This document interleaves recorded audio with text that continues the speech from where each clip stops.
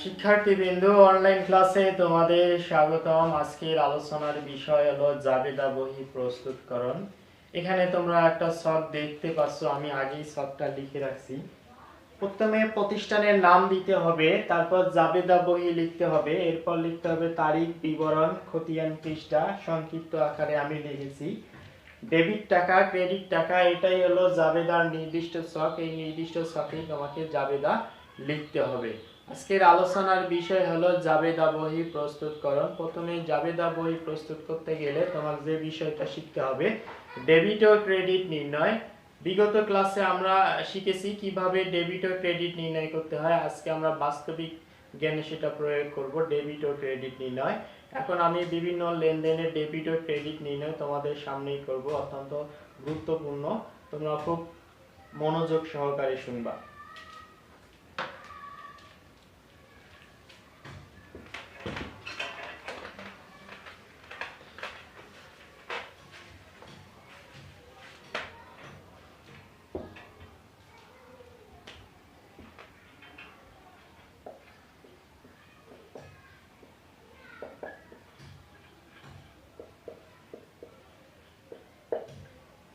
এখানে একটা লেনদেন দেখতে পাচ্ছ, নগদে ক্রয় ৫,০০০ টাকা। এটা আমরা ডেবিট ক্রেডিট নির্ণয় করব। এখানে জড়িত আছে নগদ টাকা আর ক্রয় জড়িত আছে, এই দুটো হিসাব খাত এখানে জড়িত। এই দুটো হিসাব খাতেরই আমরা ডেবিট ও ক্রেডিট নির্ণয় করব। প্রথমে দেখতে হবে নগদ কি, সম্পদ। ক্রয় হলো ব্যয়। এখানে নগদ টাকা দিয়ে ক্রয় করেছে, তার মানে কি নগদ টাকা কমেছে।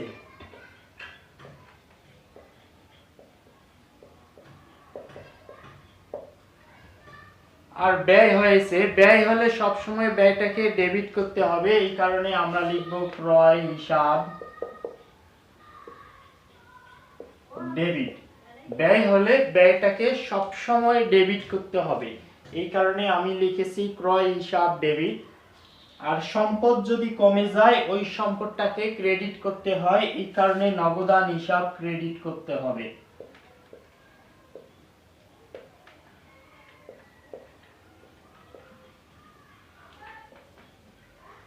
খুব সহজেই আমরা শিখলাম, ব্যয় হলে ব্যয়টাকে ডেবিট করতে হবে, আর যদি সম্পদ কমে যায় সম্পদটাকে আমরা কি করব, ক্রেডিট করব।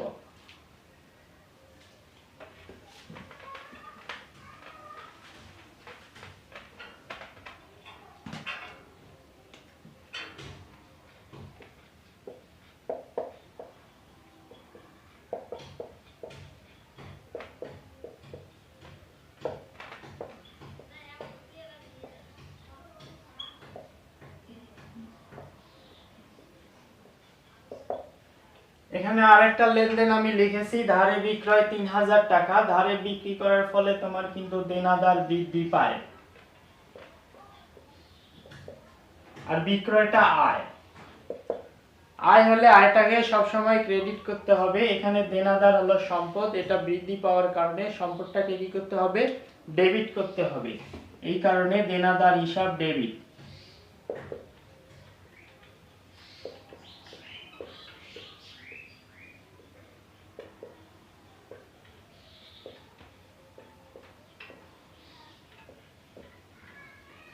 আয় হলে আয়টাকে সবসময় কি করতে হবে, ক্রেডিট করতে হবে।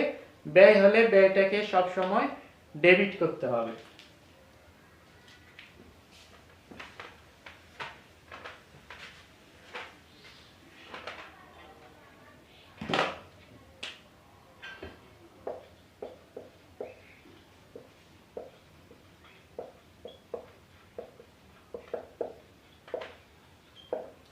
এখানে আমি নগদের যন্ত্রপাতি ক্রয় ১০,০০০ টাকা লিখেছি, এটা একটা লেনদেন।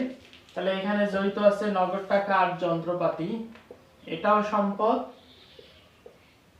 যন্ত্রপাতিও আমার সম্পদ। যন্ত্রপাতি ক্রয় যদি করো তাহলে যন্ত্রপাতি বৃদ্ধি পায়, অর্থাৎ এই সম্পদটা বৃদ্ধি পেয়েছে। নগদ টাকা দিয়ে তুমি যন্ত্রপাতিটা ক্রয় করেছো, নগদ টাকা কি পেয়েছে, হ্রাস পেয়েছে। যে সম্পদটা বৃদ্ধি পায় সেটাকে কি করতে হবে, ডেবিট করতে হবে।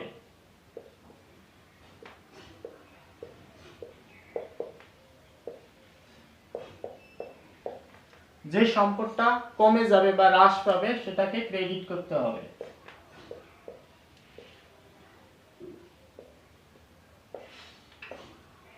তাহলে খুব সহজেই আমরা ডেবিট ক্রেডিট নির্ণয় করলাম। যন্ত্রপাতি হিসাব ডেবিট, নগদান হিসাব ক্রেডিট। সম্পদ যদি বাড়ে ওই সম্পদটাকে ডেবিট করতে হয়, সম্পদ যদি কমে ওই সম্পদটাকে ক্রেডিট করতে হয়।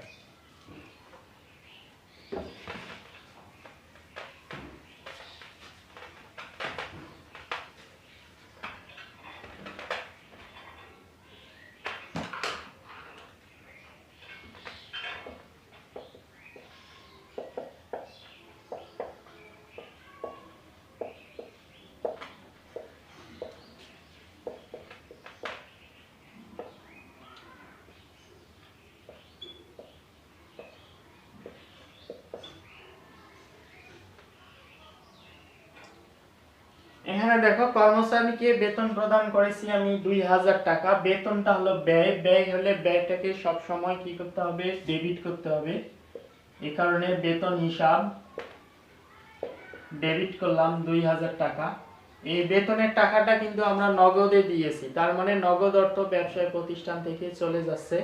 যে সম্পদটা কমে যায় সেই সম্পদটাকে আমরা ক্রেডিট করি, এই কারণে নগদান হিসাব ক্রেডিট করলাম।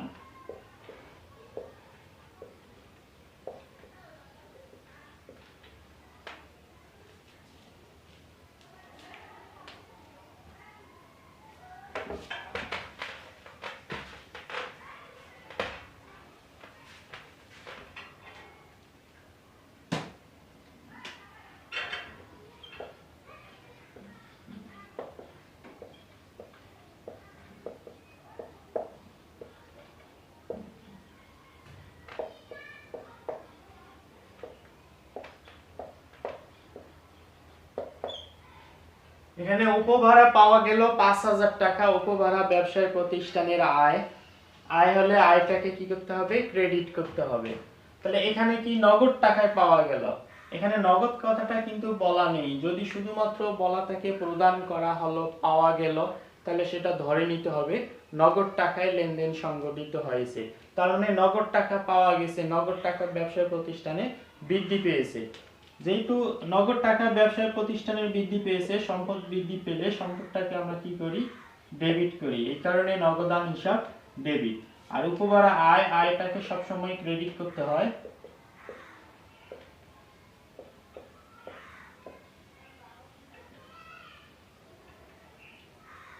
তাহলে খুব সহজেই এখানে আমরা ডেবিট ক্রেডিট নির্ণয় করলাম। নগদান হিসাব ডেবিট 5000 টাকা, উপভাড়া হিসাব ক্রেডিট 5000 টাকা।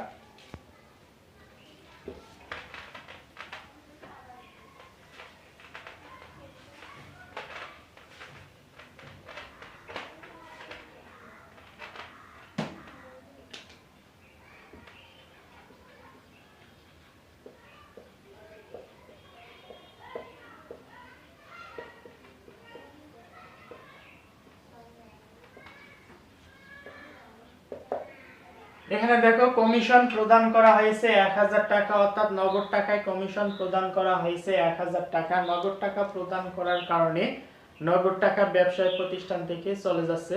আর কমিশনটা এক ধরনের ব্যয়, ব্যয় হলে ব্যয়টাকে সবসময় ডেবিট করতে হয়, এই কারণে কমিশন ডেবিট।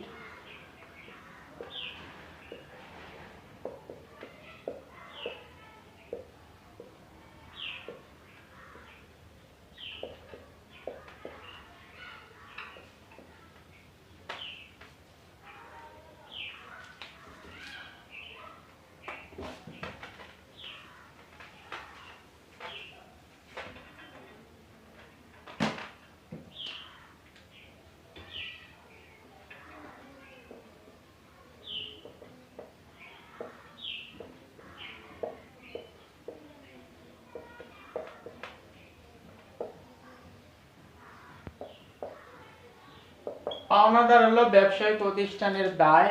পাওনাদারকে নগদ টাকা প্রদান করার ফলে পাওনাদার কি পেয়েছে, হ্রাস পেয়েছে। কোনো দায় যদি হ্রাস পায়, দায়টাকে কি করতে হবে, ডেবিট করতে হবে। এই কারণে পাওনাদার হিসাব ডেবিট।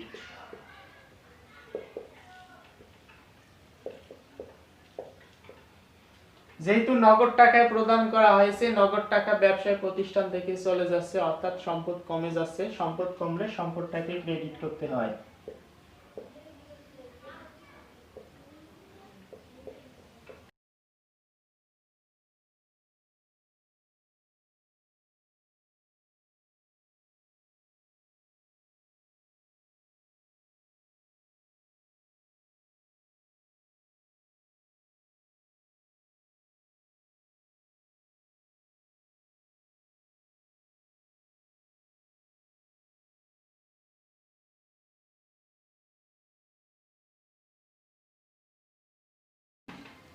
দেনাদার থেকে প্রাপ্তি 5,000 টাকা, অর্থাৎ নগদ টাকা পাওয়া গেছে। কার কাছ থেকে? দেনাদার। দেনাদার আমার হলো সম্পদ। দেনাদারের কাছ থেকে টাকা পেলে ওই সম্পদটা কি কমে যায়। তাহলে নগদ টাকা পাওয়ার কারণে নগদ টাকা ব্যবসায় প্রতিষ্ঠানের বৃদ্ধি পায়, এই কারণে নগদান হিসাব ডেবিট করব।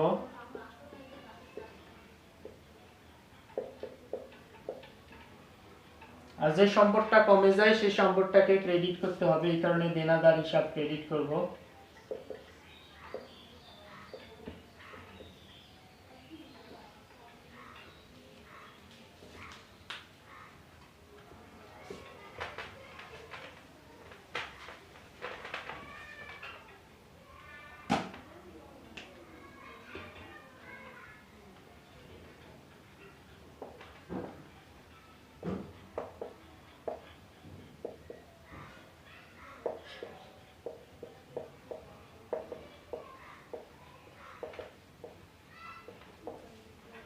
মালিক ব্যবসায় প্রতিষ্ঠানে 10,000 টাকা বিনিয়োগ করছে, অর্থাৎ নগদ টাকা ব্যবসায় প্রতিষ্ঠানে 10,000 টাকা দিয়েছে। মালিক যে টাকাটা দিবে ব্যবসায় প্রতিষ্ঠানে সেটাই হবে মূলধন, অর্থাৎ মালিক যা কিছু নিয়ে ব্যবসায় আরম্ভ করবে বা ব্যবসায় যা কিছু ইনভেস্ট করবে সেটাই হবে মালিকের মূলধন। তাহলে আমরা নগদ টাকা পেয়েছি, সম্পদ বৃদ্ধি পেয়েছে, এই কারণে নগদান হিসাব ডেবিট করতে হবে।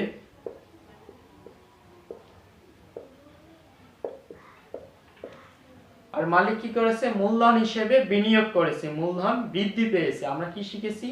মালিকানা সত্ত্ব বৃদ্ধি পেলে ওটাকে ক্রেডিট করতে হবে, এই কারণে মূলধন হিসাব ক্রেডিট।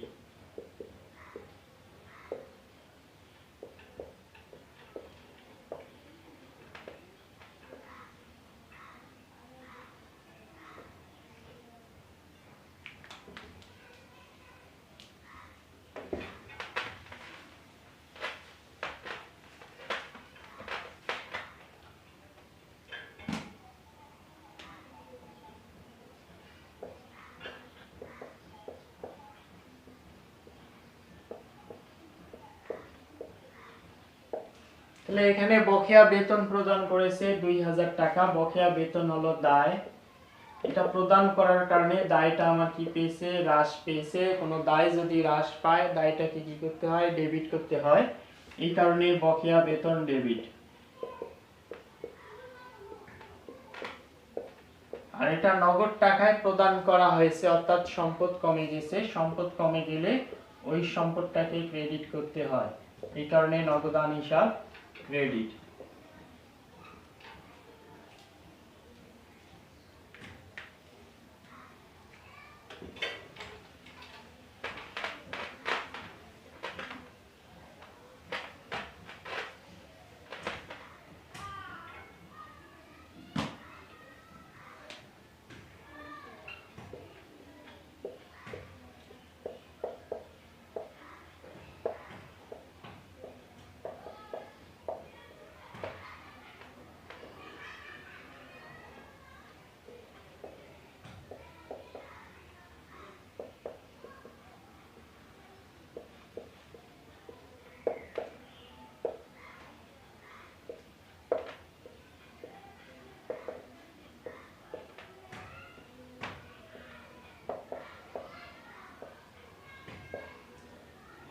এখানে একটা লেনদেন দেখতে পাচ্ছ, মালিক নগদে 5,000 টাকা, ব্যাংকে 3,000 টাকা, 4,000 টাকার যন্ত্রপাতি নিয়ে ব্যবসায় আরম্ভ করছে। এই ধরনের প্রশ্নে সাধারণত প্রারম্ভিক মূলধনের পরিমাণ নির্ণয় করতে বলে। আমরা কিভাবে প্রারম্ভিক মূলধন নির্ণয় করব সেটা এখন শিখব। মূলধন নির্ণয় করতে গেলে যে জিনিসটা তোমাদের সর্বোপরি জানা দরকার, মালিক যা কিছু নিয়ে আসবে সেটার পরিমাণই হবে মূলধন। মালিক কি নিয়ে এসেছে? নগদ টাকা নিয়ে আসছে, ব্যাংকে জমাকৃত টাকা নিয়ে আসছে, যন্ত্রপাতি নিয়ে আসছে। মালিক যা কিছু ব্যবসায়ী প্রতিষ্ঠানে নিয়ে আসবে তার টোটাল যোগফলই হবে মূলধন। এখানে তিনটা জিনিসই কিন্তু মালিক নিয়ে এসেছে, এই তিনটার যোগফলই হবে তোমার প্রারম্ভিক মূলধন।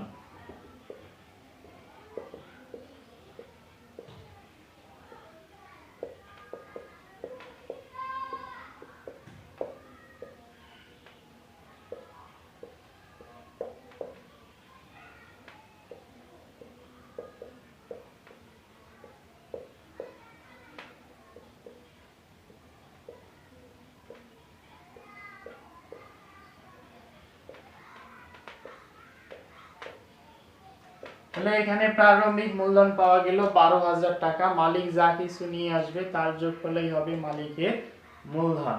এটাকে আমরা জাবেদায় লিপিবদ্ধ করব।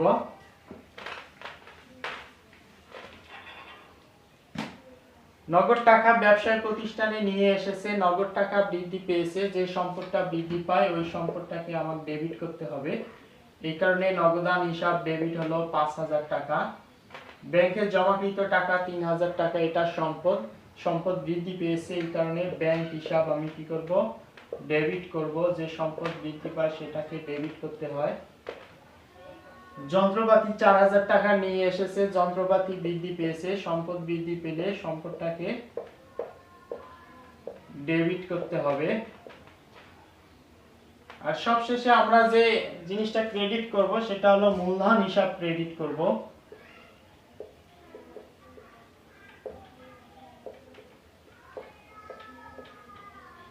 এখানে যে তিনটা আইটেম, মালিক কিন্তু মূলধন হিসেবে ব্যবসায় প্রতিষ্ঠানে বিনিয়োগ করেছে। মূলধন হিসাবে বিনিয়োগ করার কারণে মালিকানা সত্ত্ব বৃদ্ধি পেয়েছে। মালিকানা সত্ত্ব বৃদ্ধি পেলে মালিকানা সত্ত্বকে ক্রেডিট করতে হয়, এই কারণে মূলধন হিসাব আমি ক্রেডিট করেছি।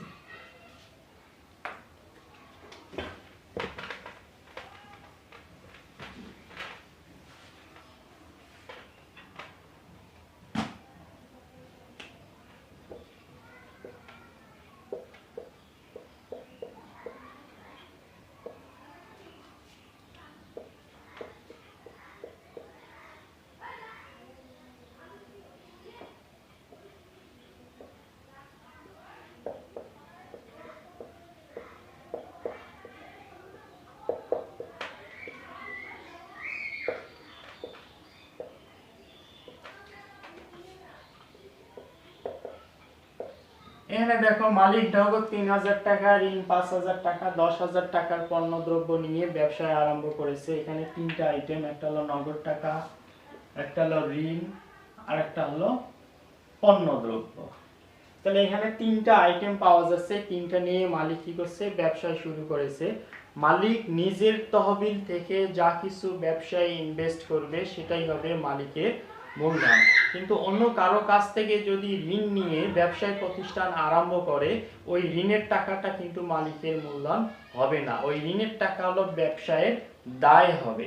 আমি আবারও বলছি, মালিক নিজস্ব তহবিল থেকে যা কিছু নিয়ে আসবে তার সমষ্টি হবে মূলধন। কোনো ঋণ যদি নিয়ে আসে বা কারো কাছ থেকে যদি ধার নিয়ে ব্যবসায় ইনভেস্ট করে, সেটা মূলধনের আওতায় পড়বে না, সেটা ব্যবসায় দায়ের সৃষ্টি করবে। তাহলে এখানে যে ঋণটা নিয়েছে, ঋণের টাকাটাও কিন্তু নগদ টাকায় নিয়েছে। তুমি যদি কারো কাছ থেকে ধার নাও তাহলে ধার কি নগদ টাকায় দেয়। তার মানে এখানে মালিকের 3,000 টাকা নগদ এবং ঋণ বাবদ 5,000 টাকা নগদ। তাহলে টোটাল নগদ হলো কত? 8,000 টাকা। মালিকের নিজস্ব 3,000 টাকা, ঋণের 5,000 টাকা, টোটাল নগদ হলো 8,000 টাকা। ব্যবসায় প্রতিষ্ঠানে নগদ অর্থ বৃদ্ধি পেয়েছে 8,000 টাকা।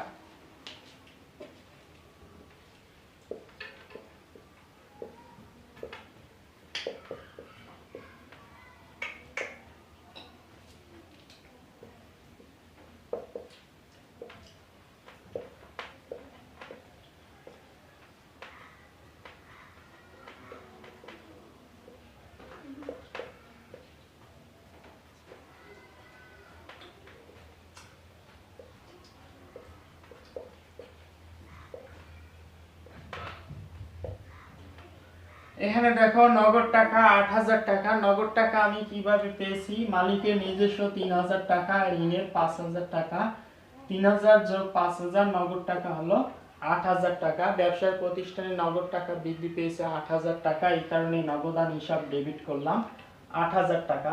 আমরা জানি পণ্য দ্রব্য চেক নামে কোনো হিসাব লেখা হয় না, পণ্য দ্রব্য এখানে নিয়ে এসেছে অর্থাৎ ক্রয় করে নিয়ে এসেছে, এই কারণে ক্রয় হিসাব ডেবিট করলাম 10,000 টাকা। আর ঋণ যেহেতু ব্যবসায় প্রতিষ্ঠানে নিয়ে এসেছে, ঋণ হলো দায়, দায় বৃদ্ধি পেলে দায়টাকে ক্রেডিট করতে হয়, এই কারণে ঋণ হিসাব ক্রেডিট করলাম 5,000 টাকা। তাহলে মূলধন হিসাব বাবদ কত টাকা ক্রেডিট করব?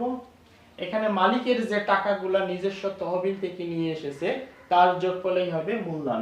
এই 3,000 টাকা মালিক নিয়ে এসেছে নগদ টাকা, এই 10,000 টাকার পণ্যদ্রব্য মালিক নিজস্ব তহবিল থেকে নিয়ে এসেছে, 10 3 13,000 টাকা। এই 13,000 টাকাই হলো মালিকের মূলধন, এই কারণে আমরা ক্রেডিট করব 13,000 টাকা। আমি আবারও বলি, মালিক নিজস্ব তহবিল থেকে যা কিছু নিয়ে আসবে তার যোগফলই হবে মূলধন হিসাব। মালিক নিয়ে এসেছে নগদ 3,000 টাকা ও 10,000 টাকার পণ্যদ্রব্য, এটা মালিকের নিজস্ব তহবিল থেকে নিয়ে এসেছে, এই কারণে 10,000 এবং 3,000 যোগ করলে যে টাকাটা হবে 13,000 টাকা। 13,000 টাকাই হবে মালিকের মূলধন হিসাব, এই কারণে মূলধন হিসাব ক্রেডিট করলাম 13,000 টাকা। আর একটা জিনিস মনে রাখবা, পণ্যদ্রব্য চেক নামে কোনো হিসাব লেখা হয় না, যেহেতু পণ্যদ্রব্য নিয়ে এসেছে, ধরে নিয়েছি ক্রয় করেছে, এই কারণে ক্রয় হিসাব ডেবিট করেছি 10,000 টাকা।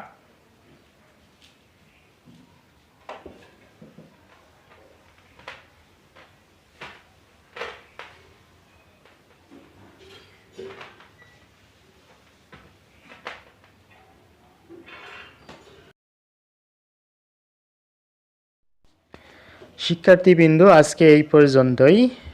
ধন্যবাদ আমার ক্লাসটি দেখার জন্য।